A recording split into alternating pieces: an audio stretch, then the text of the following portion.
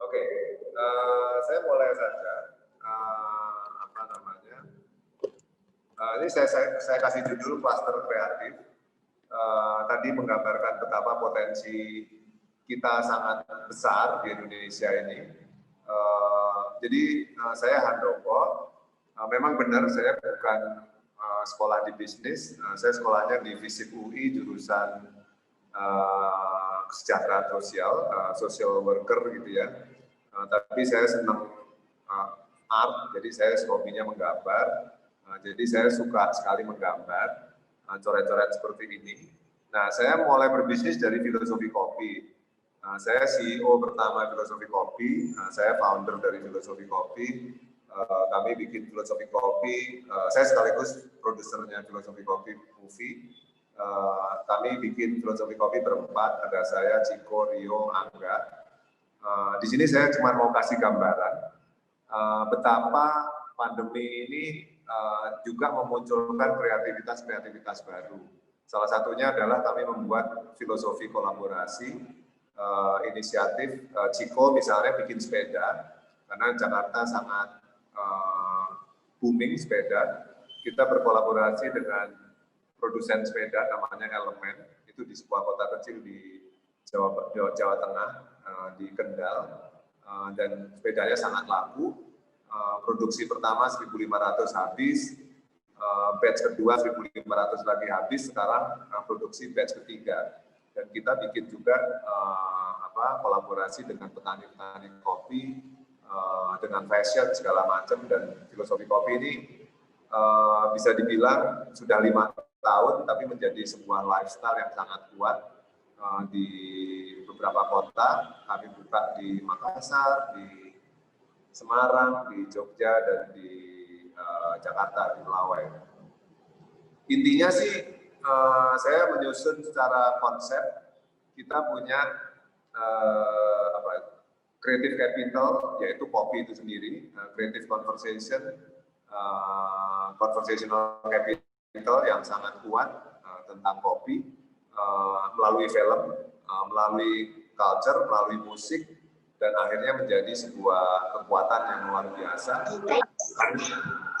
Kami berdiplomasi melalui beberapa bentuk,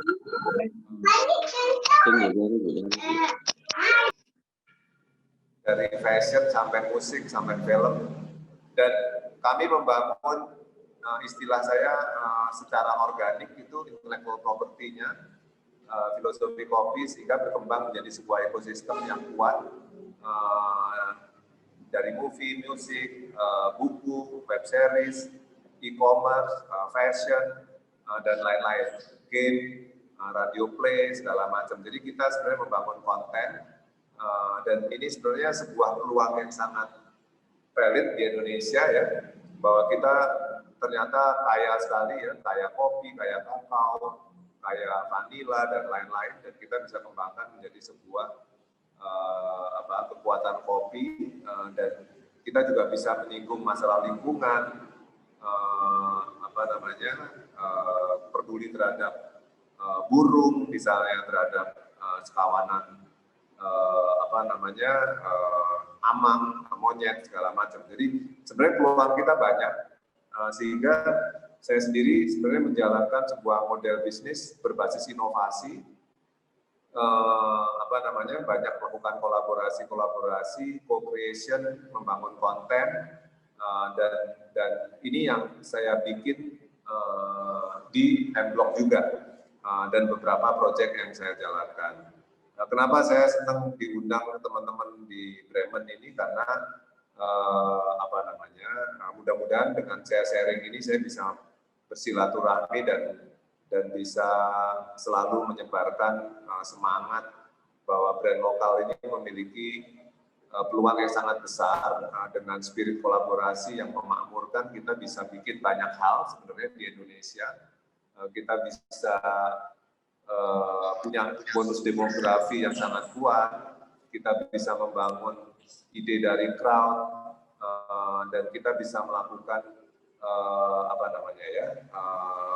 membuat format-format atau platform bisnis baru yang saya yakin sebenarnya di Indonesia lebih fleksibel dibandingkan dengan katakanlah di Singapura misalnya contohnya ya, atau di Jepang gitu ya, aturannya begitu banyak gitu. Di Indonesia ini masih sangat terbuka gitu ya untuk kita bereksperimen, untuk melakukan model-model bisnis yang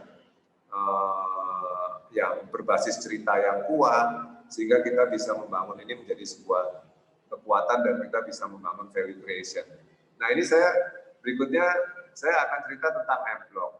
M-Block ini saya bangun bersama teman-teman. Ada Bung Glenn Fredly yang sudah mendahului kita. Dia musisi tapi sekaligus pejuang kemanusiaan. Ada Mas Yakob, arsitek. Ada Mas Wendy, musik kurator. Ada Pak Mario, finance. Satu lagi Mas Lance, sutradara film, ketua pelaksana FFI. Dan kami membuat sebuah model bisnis yang purpose-nya kuat gitu, membangun sebuah creative hub di selatan Jakarta dengan riset kuat kekuatan kultur dan kreatif Jakarta Selatan. Akhirnya kami membuat M-Block Space. M-Block Space ini sebuah hub kreatif yang memanfaatkan ruang kosong dari aset milik Peruri, dan kita sebenarnya membangun ekosistem bisnis yang cukup ambisius dan cukup purpose-nya cukup kuat gitu ya. Jadi ini memang kita lakukan secara passionate gitu untuk kita akhirnya membangun M-Block Space ini. Nah, M-Block Space sekarang ini di zaman pandemi justru kita mengembangkan istilah kita M-Block Space fase kedua. Fase pertama itu terdiri dari perumahan yang di depan ini kita isi dengan brand-brand lokal keren. Ada kedai kopi titik temu, ada kebun ide, ada roastman, dan lain-lain. Ada fashion juga, ada toko untuk komik-komik, karakter lokal dan lain-lain. Sekarang kita memasuki fase kedua dengan spirit yang sama. Kita istilahnya ini placemaking. Saya yakin di Jerman ini banyak sekali placemaking. Kalau kita ngomong di Berlin atau di kota-kota lain, terutama kota-kota yang lama gitu ya, itu banyak sekali placemaking. Bagaimana bangunan lama itu dikembangkan gitu ya. Dan ini sebenarnya ini yang saya lakukan di M-Block. Dan di fase kedua kami menambah 2 aset. Kita bikin yang namanya Creative Hall dan M-Block Market. Jadi tambah 2 aset, ada 2 gudang dari Peruri yang dikasih ke kita, dan akhirnya kami membuat ekosistem lebih lengkap di mana kita ada M-Block Market dan Creative Hall. Nanti saya jelaskan. Jadi intinya adalah purpose kita adalah menjadi etalase brand lokal. Etalase utama dari brand-brand lokal keren yang menurut saya momentumnya sangat kuat untuk dikembangkan di Indonesia, terutama di Jakarta dan kota-kota lain juga. Jadi ini yang memang saya sama teman-teman gagas, bagaimana kultur yang kita punya, gitu ya, dan baik itu musik, literasi food, dan lain-lain, itu ternyata bisa menjadi kekuatan ekonomi kreatif yang sangat dahsyat. Sehingga dengan pola yang sama seperti yang tadi saya bikin di Filosofi Kopi, kita berangkat dari concern, purpose, conversational capital atau creative capital, diplomasi, dan impact, dan berbisnis IT gitu ya. Misalnya salah satu contoh kultur yang kita bangun di sini atau creative impact yang kita bangun di sini adalah kultur jalan kaki di M-Block. M-Block sendiri kalau mau dinarasikan, M dari huruf M itu bisa berarti music,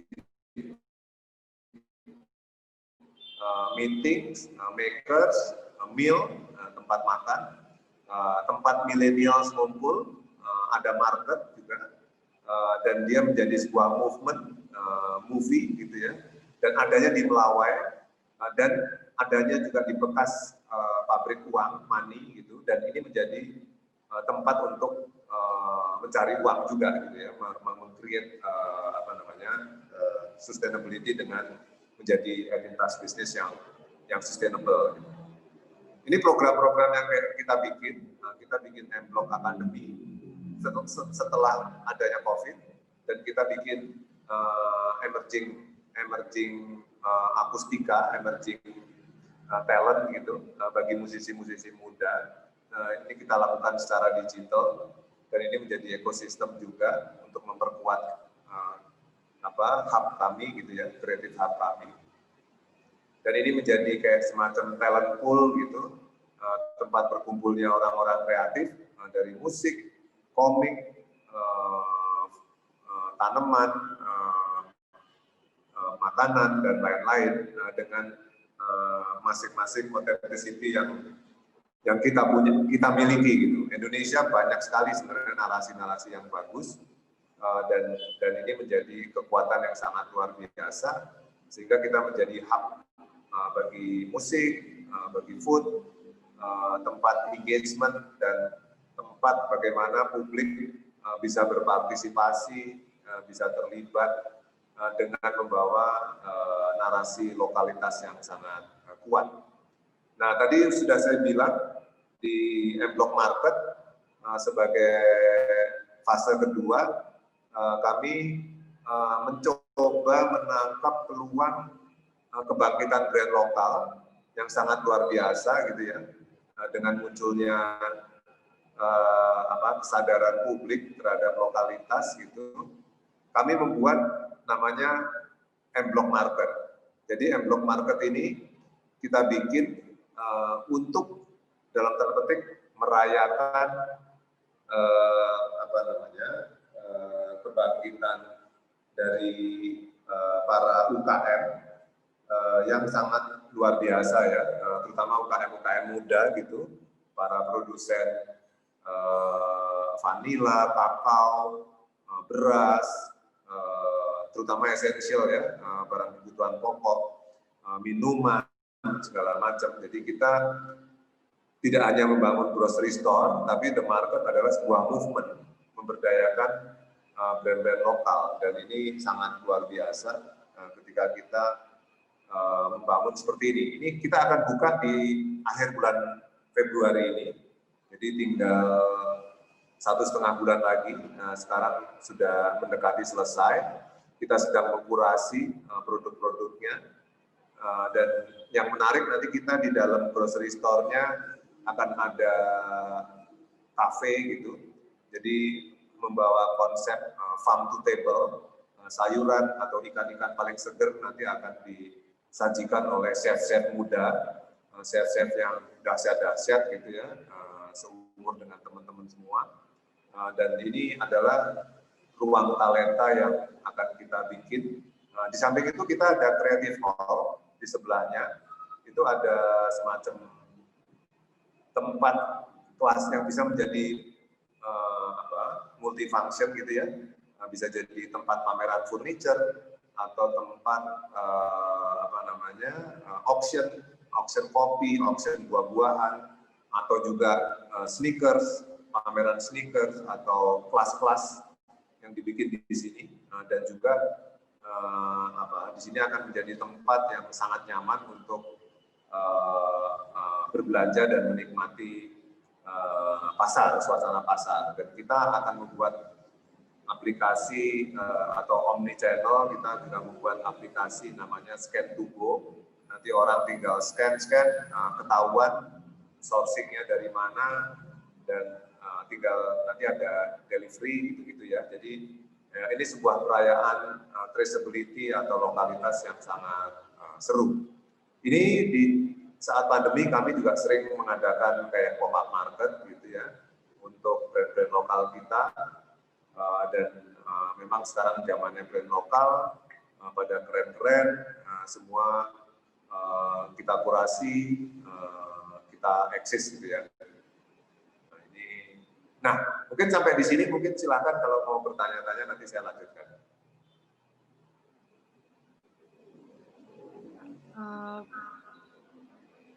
Makasih Pak udah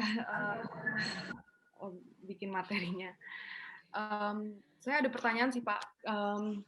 Gimana sih Pak awalnya Bapak membanting setir dari awal lulus kuliah, karena mengingat Bapak kuliahnya itu bukan bisnis, itu gimana cara Bapak membanting setir ke arah bisnis? Karena kita berdua punya kesamaan, Pak. Jurusannya sama-sama social workers, tapi baru sadar kalau mempunyai jiwa seni, gitu. Oke. Sebenarnya nggak ada rencana untuk banting setir atau katakanlah ya semuanya ngalir begitu saja. Saya dulu lama sebagai konsultan, saya sebenarnya creative director, saya desainer,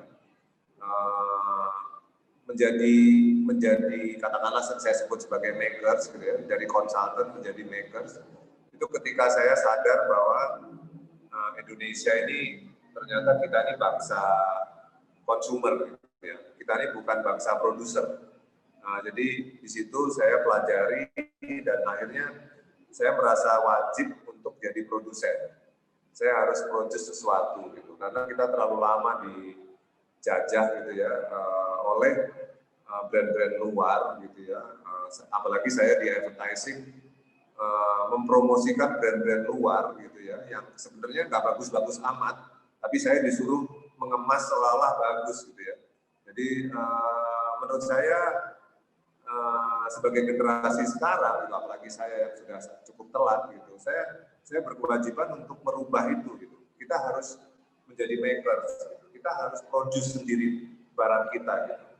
Dan setelah saya masuk ke kopi, saya juga semakin sadar gitu. Selain kita ini bangsa konsumer, kita ini juga bangsa trader sebenarnya. Kita sukanya tuh trading, dan cilakannya tradingnya kita menjual dua, kalau nggak menjual komoditi, ya menjual barang orang lain. Gitu.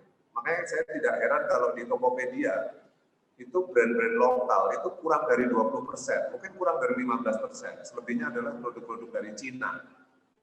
Bahkan saya juga punya data gitu ya, produk-produk halal kita, kita senang sekali ngomong halal, tapi bukan kita yang bikin. Yang bikin dari Cina, yang bikin dari, kalau daging itu yang utama dari Australia sama Jepang misalnya ya. Karena kita sukanya hanya berkutat di sentimen, tapi kita tidak senang menjadi produsen. Nah ini yang membuat kita, saya pribadi ya, saya terpanggil untuk kita harus menjadi produsen. Karena kita ini sebenarnya punya segalanya. Kita punya segalanya. Lucu juga kalau kopi kita diekspor dalam bentuk beans, green beans, hijau apa namanya, masih green beans ya. Terus dikirim ke Amerika atau ke Australia, terus dari Amerika diimpor lagi dalam bentuk kemasan oleh Starbucks gitu ya, oleh Blue Bottle gitu. Agak lucu gitu. Harusnya kita kan membangun added value. Kita yang mengolah, kita yang ngerus, kita yang membranding, kita kirim keluar. Disiplin itu nggak ada, mentalitas itu nggak ada di kita. Gitu. Paling tidak ada di saya. Saya ini korban dari generasi yang produk-produk luar, seperti saya bilang ya, produk Coca-Cola, Starbucks, McD segala macam. Tapi kita tidak mau jualan dari lokal. Nah, generasi teman-teman semua ini punya kesempatan yang sangat besar. Dan saya sangat akrab dengan teman-teman yang membangun brand-brand muda ini. Ya. Ada teman-teman saya seperti Bergreen, Helga masih sangat muda, dia bikin Bergreen, ada Talita dengan Bo, bikin bakery, dan lain-lain. Banyak artisan-artisan brand yang berkembang di Indonesia sekarang. Banyak petani-petani muda. Kenapa? Ya, contohnya Mas Nanda juga, Magnato, atau Magnato. Ya, betul. Banyak lah. Indonesia.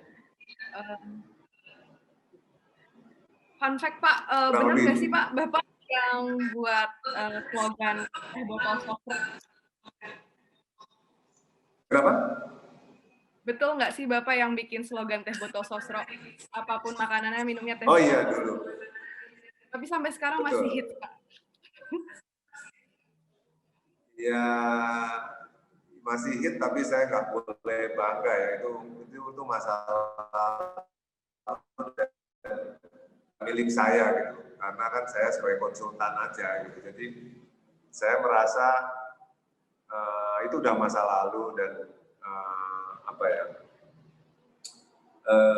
Itu kan di level awareness ya, tapi bukan di level bagaimana menjadi makers gitu. Dan harusnya teh botol juga harus sebagai brand lokal harus bertransformasi, harus membangun spirit barunya, harus menghadapi situasi yang sangat berbeda gitu ya. Ketika saya bikin tagline itu kan tahun 2004, 2005 ya, udah cukup lama.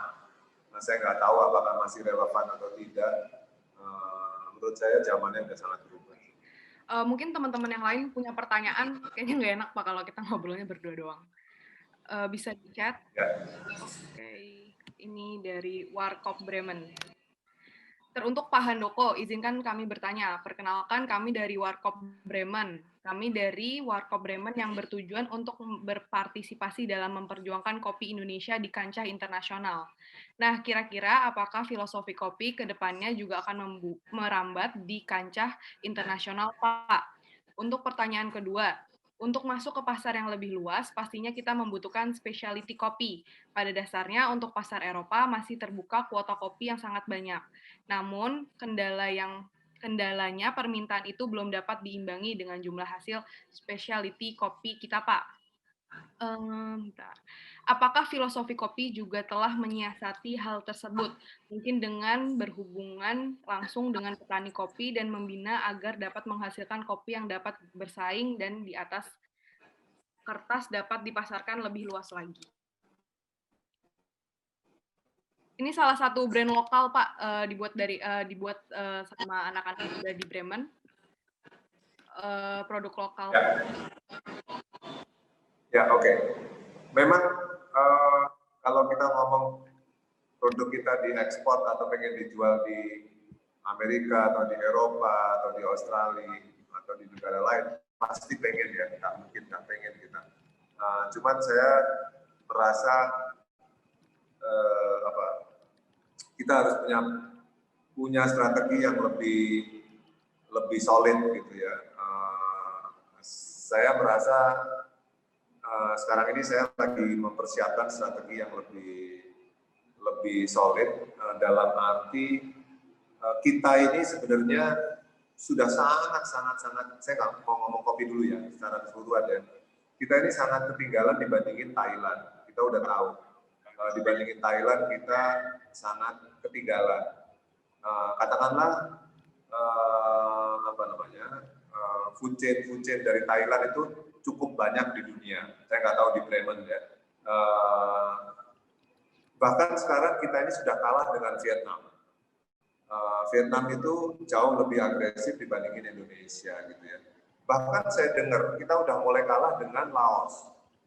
Karena kita tidak punya diplomasi yang baik untuk membangun ekosistem itu. Saya sendiri sekarang lagi membantu Sarina untuk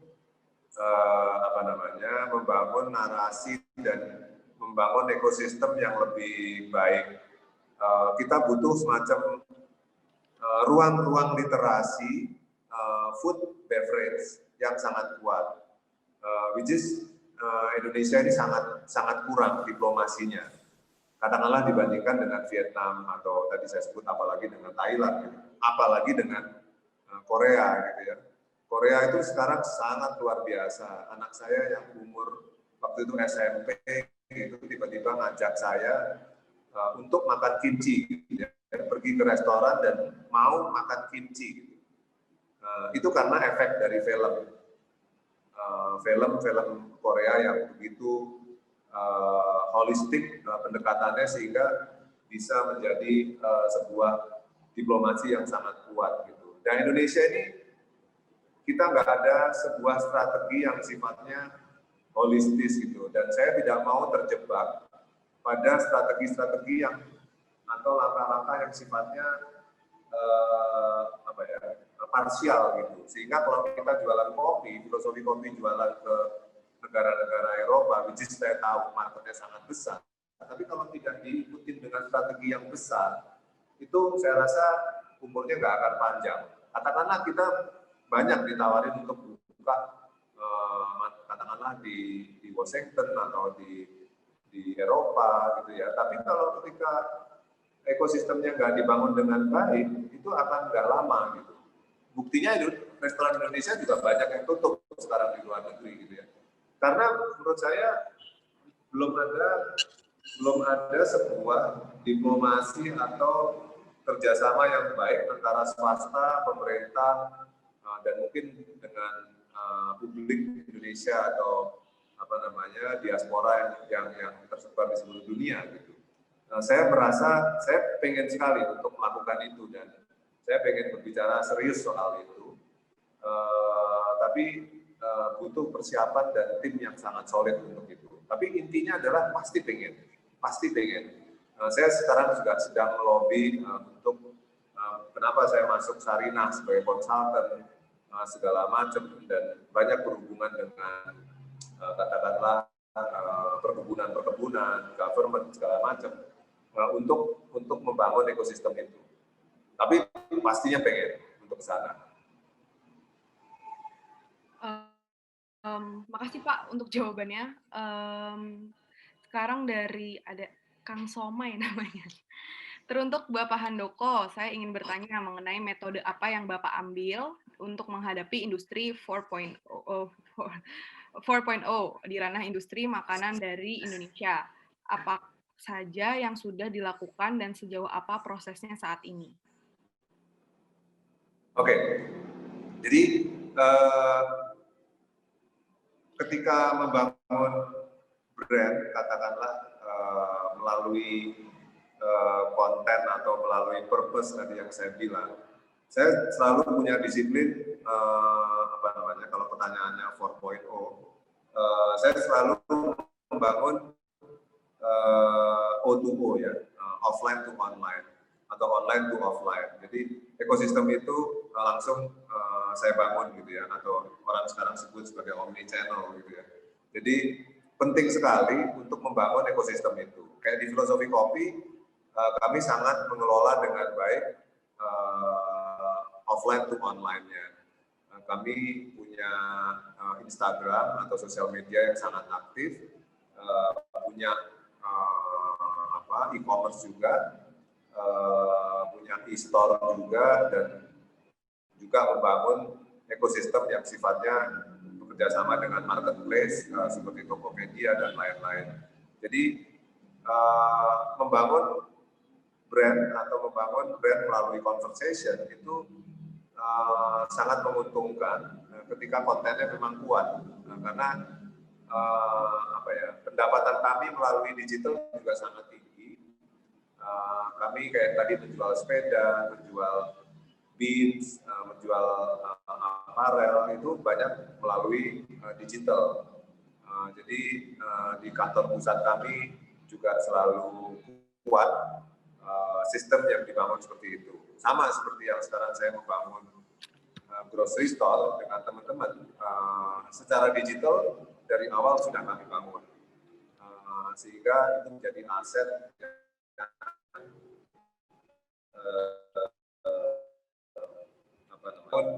bisnis digital itu sangat penting dari awal, dan saya sangat yakin bahwa digital tidak bisa jalan tanpa ada offline-nya gitu ya. Offline tidak bisa jalan tanpa online, online tidak bisa jalan tanpa offline. Itu harus menjadi disiplin yang kita miliki. Ya, saya bertanya juga Pak tentang yang ini. Lebih penting mana Pak, bicara tentang konsistensi konten atau authenticity? authenticity lebih penting. Kita ini apa namanya? Authenticity itu kan sebenarnya kan yang membuat kita punya karakter dan membuat kita dikenal ya. Kadang-kadang apa namanya? Kita berubah bisa aja selama kita otentik gitu ya. Of course konsisten juga penting, tapi yang lebih penting adalah otentik gitu. Ketika saya punya katakanlah concern terhadap lokalitas gitu, saya bisa melompat-lompat sebenarnya. Kayak misalnya kayak filosofi kopi tadi tiba-tiba jualan sepeda, gitu. Sebenarnya nggak konsisten juga. Filosofi kopi kok jualan sepeda, gitu ya. Tapi ketika apa memang relevan dengan katakanlah kedai kopi yang tempat nongkrong anak sepeda dan juga kolaborasinya memberdayakan teman lain gitu, which is itu produsen sepeda gitu, yang dari Kendal tadi. Kenapa ketidakkonsistenan, kalau itu dianggap sebagai tidak konsisten, ketika dia dibungkus dengan, bukan dibungkus ya, ketika dia otentik dan dia menjadi bagian dari perubahan, nggak masalah juga. Nggak masalah juga. Siapa tahu suatu hari filosofi kopi bisa buka hotel gitu. Ya kita tahu ya kayak Disney gitu. Disney itu nggak konsisten juga. Disney dulu kan dari komik ya, dari karakter gitu. Terus tiba-tiba bikin cruise gitu ya. Jauh banget gitu. Disney tiba-tiba punya cruise gitu. Konsisten enggak, tapi otentik. Otentiknya dia adalah Disney, Mickey itu membuat orang gembira, happiness menjadi authenticity-nya dari Disney. Nah itu yang harus dimiliki. Gitu. Kalau M-Block, authenticity-nya adalah creative and culture, gitu ya, cultural and creative. Gitu. Nah itu yang menjadi concern kita. Gitu. Ketika kita mau bikin majalah tentang musik, kreatif, cultural, ya nggak apa-apa juga. Kenapa kok tiba-tiba jadi punya majalah? Konsisten nggak? Bisa jadi nggak. Tapi karena punya purpose terhadap dunia itu, why not? Kita buka itu. Something kayak gitu. Exactly. Dilanjut ya Pak, pertanyaannya agak banyak nih. Perkenalkan Pak, nama saya Dedi. Bagi saya networking sangat penting dalam berbisnis. Bagaimana cara Bapak dalam memperluas networking? Dan bagaimana cara membedakan bad atau good networking? Serta gimana cara Bapak menjalin komunikasi yang baik untuk networking? Terus ada juga dari Rafdani, mau nambahin pertanyaan Dedi sekalian, gimana Bapak mengelola relasi?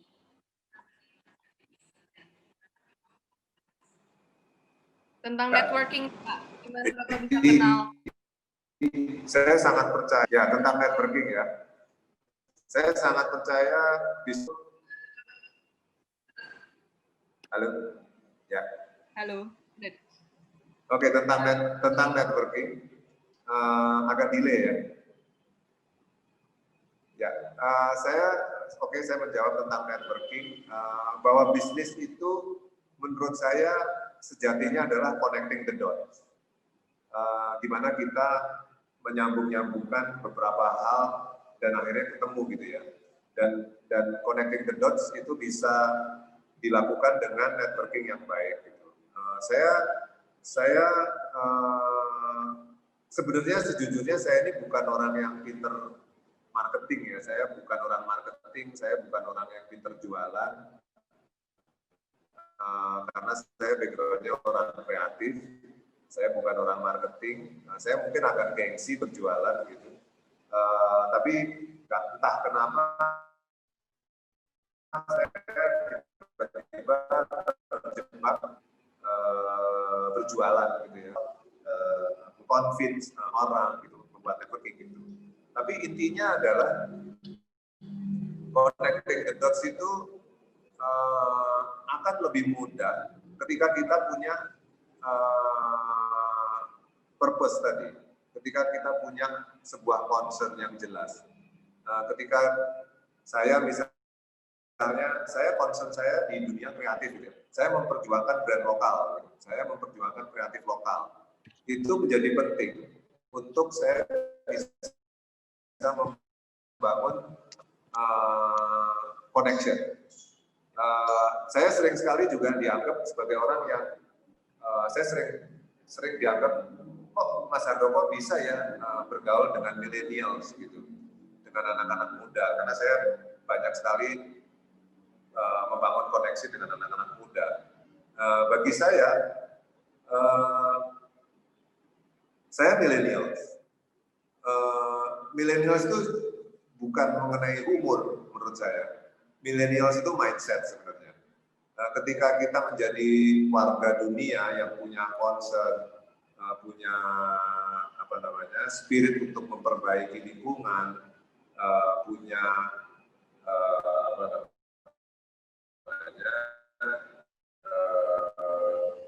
spirit dari yang dapat Nobel itu sama Greta ya. Greta itu umurnya baru berapa waktu itu? 16 tahun kali ya. 15 atau 16 tahun. Sampai Leonardo DiCaprio, sampai siapa orang yang sudah tua, mungkin Clint Eastwood. Bagi saya millennials tidak ada patokan umur ketika kita mau eksis dan kita mau meaningful ke planet ini. Jadi bagi saya networking itu beyond umur, beyond batasan-batasan, tapi ketika kita punya purpose yang baik, kita bisa melakukan apa saja sebenarnya. Mau itu sutradara film yang sudah 70 tahun umurnya, mungkin 80 tahun, dia masih bisa eksis, dia masih milenial gitu. Jadi menurut saya menarik sih dunia sekarang ini, harusnya lokalitas sangat dihargai dan nggak ada batasan. Mungkin itu, mudah-mudahan menjawab. Ya, lanjut Pak ke pertanyaan berikutnya. Selamat siang Pak Handoko, nama saya Dini. Saya ingin bertanya Pak, bagaimana caranya memelihara semangat berbisnis yang kita punya saat awal-awal membangun bisnis? Apalagi saat perjalanan bisnis yang kita bangun tidak semulus yang kita bayangkan, supaya tidak berujung gulung tikar dan malah kapok berbisnis. Tentunya kata-kata pembisnis harus kuat mental, sudah sering didengar. Tapi pada praktiknya saya rasa selalu sulit untuk dilakukan. Mungkin bisa di-share tips and tricks ala Pak Handoko. Terima kasih Pak Handoko, semoga sehat selalu. Amin. Ya, terus terang saya ini juga kalau dibilang pebisnis, kadang-kadang saya juga nggak tidak merasa pebisnis gitu. Maksudnya saya menjalaninya ya berjalan dengan apa adanya, dan saya tidak punya intensi saya pebisnis gitu. Enggak juga gitu, karena mungkin saya keluarga juga bukan keluarga bisnis, sekolah bukan sekolah bisnis. Jadi menurut saya pebisnis itu tidak perlu dicari rasionalnya ya, tidak perlu harus mental kuat segala macam. Kalau menurut saya sih just do something gitu ya, create something, bikin sesuatu yang bermanfaat, mau itu bisnis atau bukan bisnis itu nggak penting menurut saya. At the end of the day semua orang berbisnis ya. Apalagi sekarang ya, sekarang nyari kerjaan susah sekali gitu.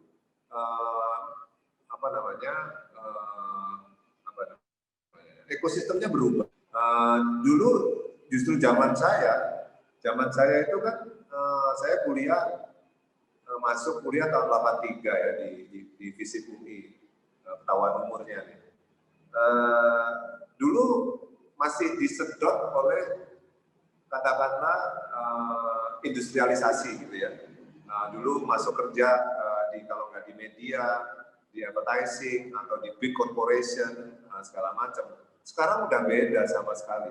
Kayaknya mau nggak mau harus bisnis, atau bekerja di tempat orang yang bisnis dan harus punya mentalitas bisnis gitu. Jadi entrepreneurship itu menurut saya udah bukan pilihan lagi gitu.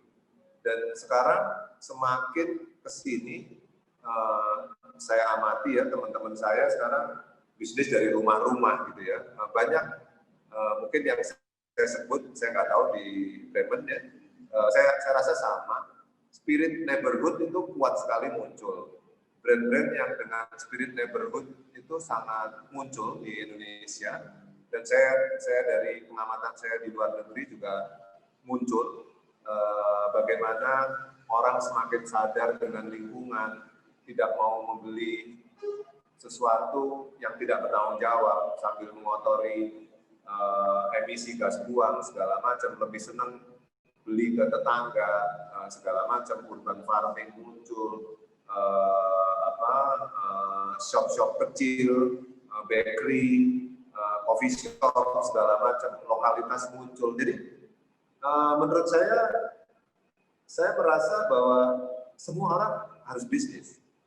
Semua orang harus do something. Semua orang harus create something. Gitu. Mungkin bukan bisnis ya, harus produktif. Gitu. Ya. Itu yang jadi tidak perlu terjebak. Oh, bisnis susah, harus belajar bisnis gitu. Saya nggak paham bisnis terus terang aja. Tapi by nature saya berbisnis. Gitu. Tapi saya nggak pengen mengajari bisnis juga karena saya tidak pernah belajar bisnis. Walaupun saya tahu ya capex, opex. Segala macam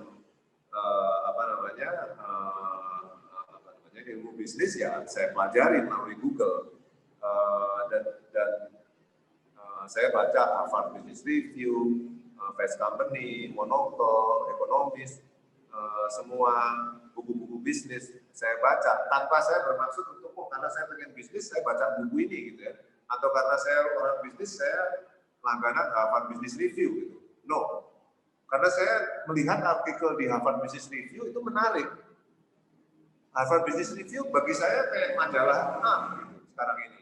Kalau kita lihat covernya, kita lihat isinya, very artistic gitu.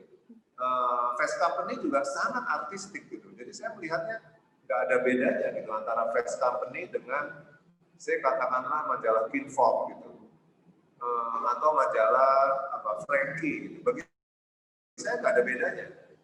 Semuanya artistik. Semuanya sekarang zamannya zaman inovasi. Gitu.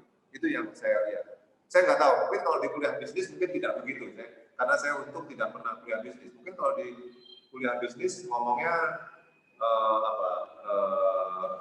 kompetitor, unique selling point mungkin ya. Bagi saya nggak menarik ya. Just do dan create something yang unik, yang otentik. Itu menurut saya, bisa jadi saya salah.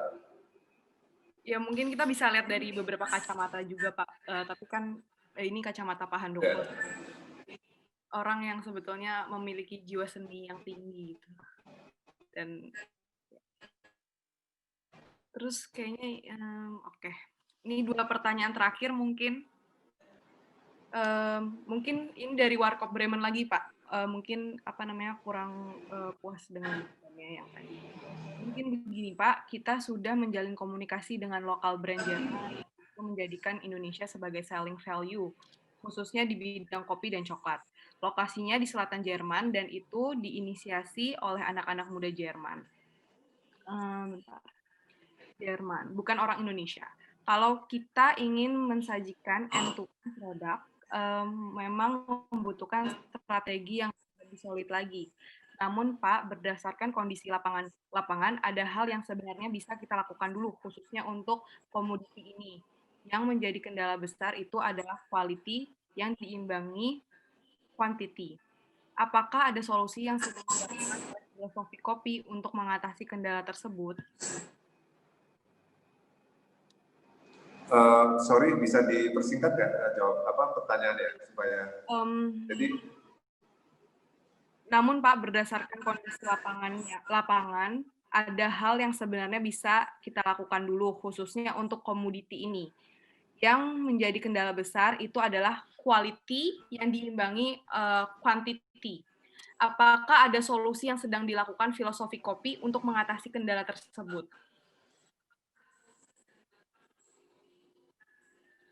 Mungkin ini Pak, mungkin Vian bisa atau Warkop Bremen Mas Kak Bang Vian. Selamat siang Bapak Handoko. Ya, silakan. Dari kita ingin ikut memperjuangkan kopi Indonesia gitu Pak.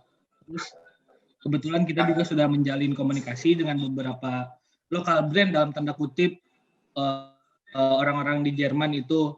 Nah, ada yang kami kontak gitu dan Indonesia ini menjadi selling value buat mereka gitu. Maksudnya, ini hasil kopi atau coklat dari Indonesia. Namun kendala mereka juga mengutarakan bahwa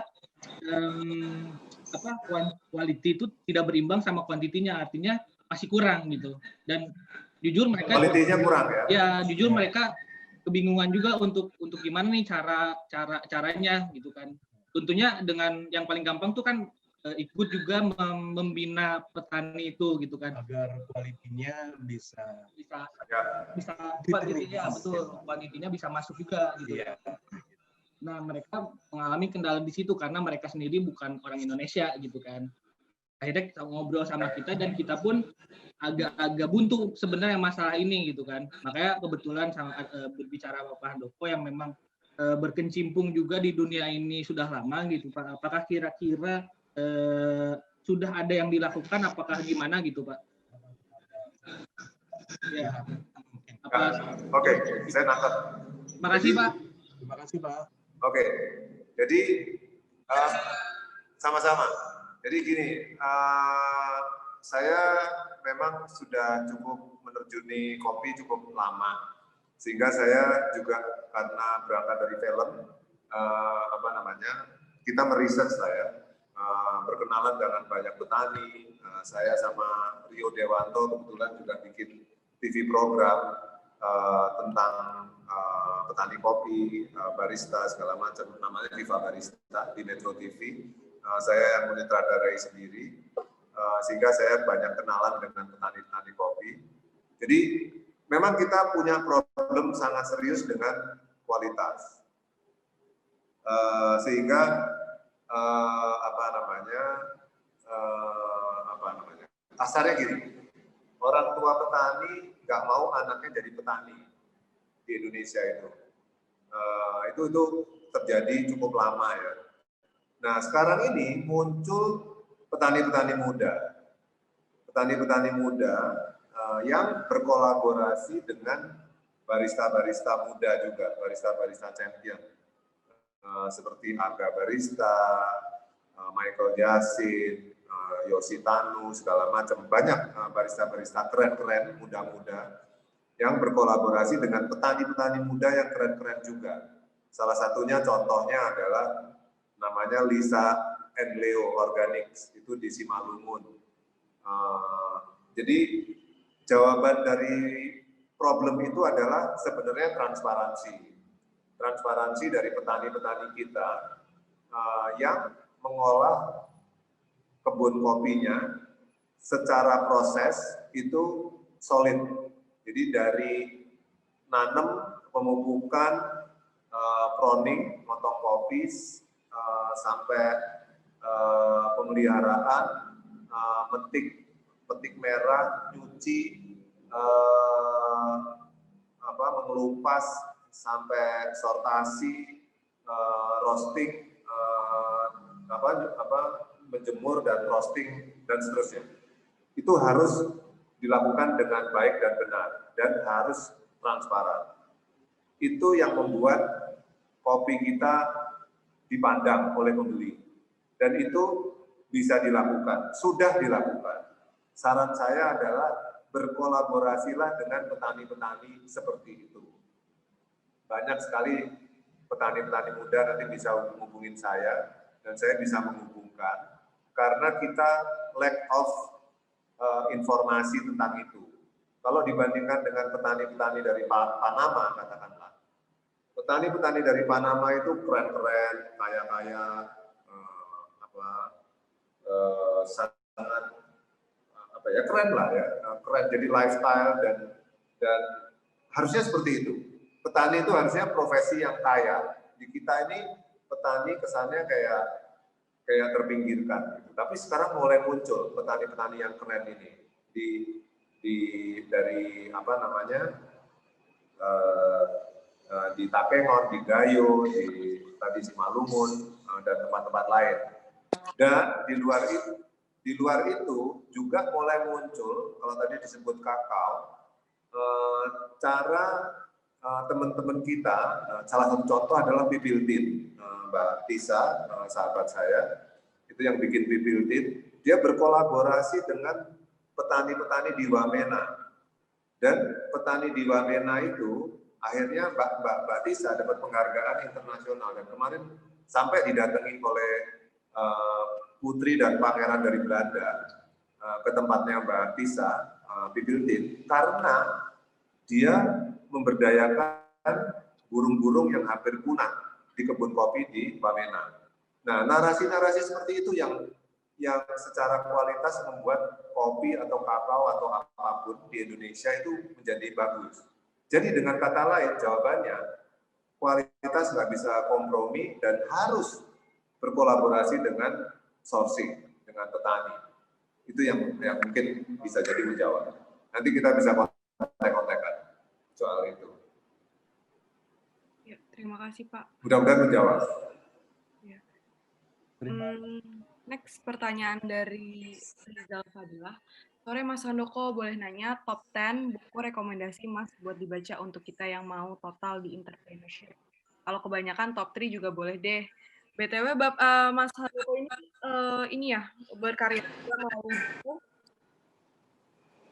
yang saya dengar. Sorry, yang ditanya apa tadi? Rekomendasi apa? Top 10 buku rekomendasi atau top 3 buku rekomendasi. Oh, tentang entrepreneurship, Pak. Oke, ya saya nulis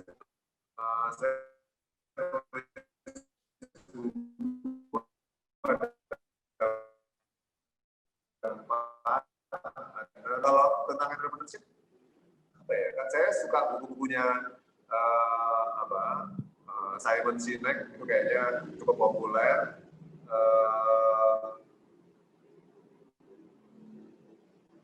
Banyak sekali ya buku ya, jadi saya bingung kalau cari rekomendasi tentang yang favorit mungkin Pak, yang enak banget di Bapak.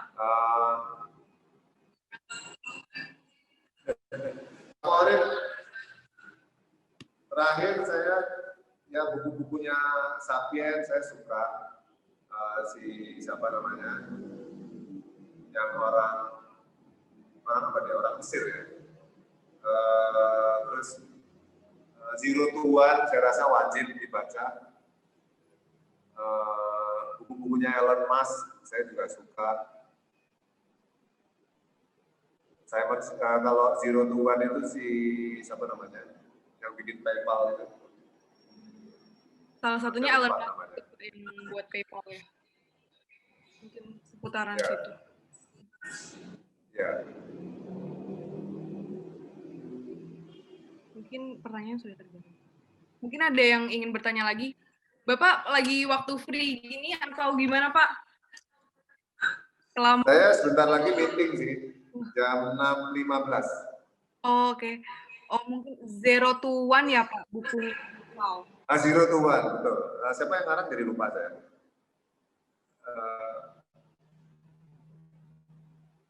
Jadi lupa namanya. Itu Peter Thiel. Peter Thiel.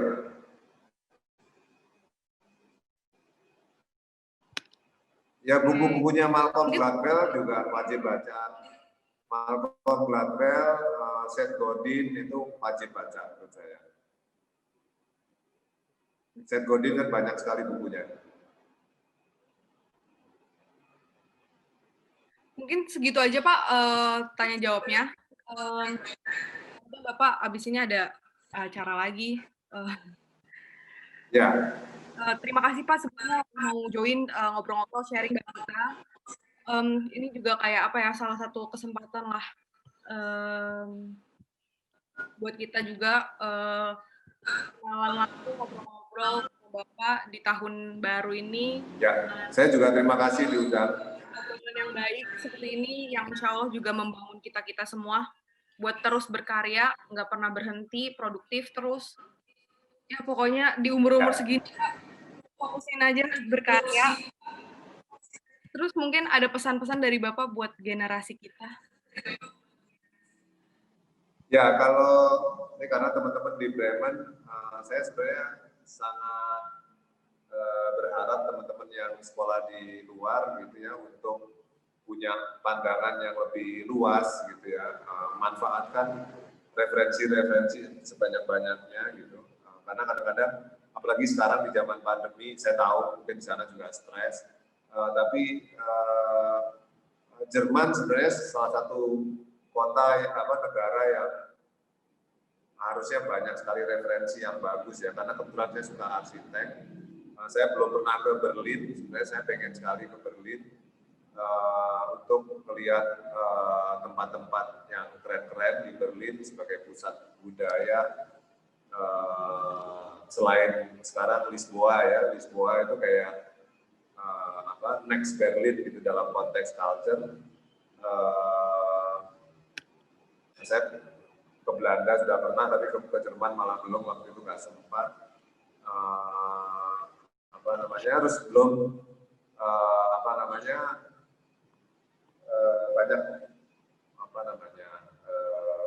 museum-museum yang menarik, saya yakin di Jerman, dan event-event yang menarik di sana. Tapi ya sekarang pandemi. Tapi intinya adalah harus manfaati semaksimal mungkin kesempatan yang ada. Itu aja sih. Pak, terakhir nih Pak dari Warkop Bremen, terima kasih Bapak karena telah meluangkan waktu. Apakah kita punya kesempatan untuk ngobrol dengan Bapak secara empat mata? Waduh. Ya nanti DM saya aja di Instagram. Apa saya ada waktu. Mas Handoko ini sangat terbuka untuk ngobrol-ngobrol bareng anak muda. Jadi bisa langsung di DM di Instagram. Ya, kan saya dari belajar. Ya.